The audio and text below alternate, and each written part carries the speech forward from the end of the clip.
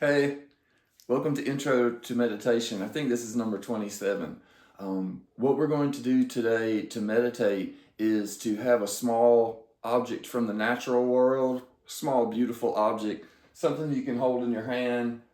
I'm going to use this pelvis, animal pelvis that I found in the woods recently. So, something that you can sit down or hold in front of you. A small thing, right? And we're just going to use that just like we use the candle. We're going to use that as our focus while we're meditating. So if you're actually practicing along with the video here, grab something that you can focus on to look at, right? Something to look at. We've got a couple of good quotes here before we do the work.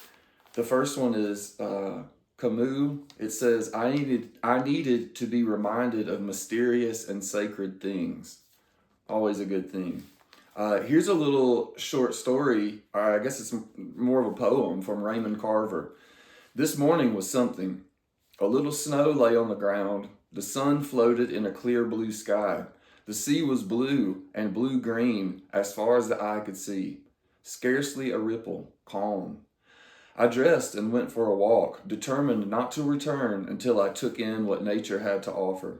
I passed close to some old bent-over trees, crossed a field strewn with rocks where snow had drifted, kept going until I reached the bluff, where I gazed at the sea and the sky and the gulls wheeling over the white beach far below, all lovely, all bathed in a pure, cold light. But, as usual, my thoughts began to wander. I had to will myself to see what I was seeing and nothing else. I had to tell myself this is what mattered, not the other. And I did see it for a minute or two. For a minute or two, it crowded out the usual musings on what was right and what was wrong, duty, tender memories, thoughts of death, how I should treat with my former wife, all the things I hoped would go away this morning, the stuff I live with every day, what I've trampled on in order to stay alive. But for a minute or two, I did forget myself and everything else. I know I did. For when I turned back, I didn't know where I was, until some birds rose up from the gnarled trees and flew in the direction I needed to be going." That's Raymond Carver this morning. This is Alan Watts. "Self-consciousness makes us see ourselves double, and we take the double images for two selves, mental and material, controlling and controlled, reflective and spontaneous.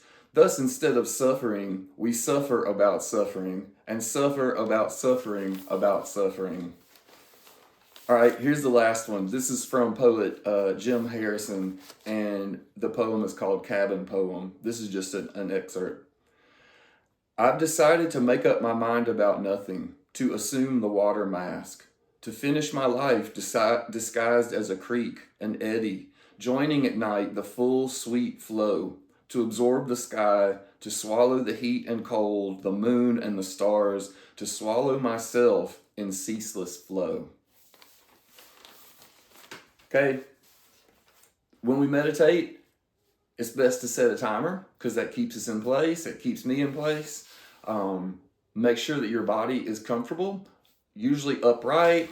I change position a little bit so that I'm not leaning against the seat. It's a good practice for meditation to be supported by your own spine because the spine's close relationship to the nervous system, and our nervous system stays more engaged when our spine is supporting us. As soon as we lean back or lie down, we're moving towards sleep and rest, which those are great too, but we're working with our focus and on our focus here. So sit upright, right? Make sure the upper body is open so that you can breathe.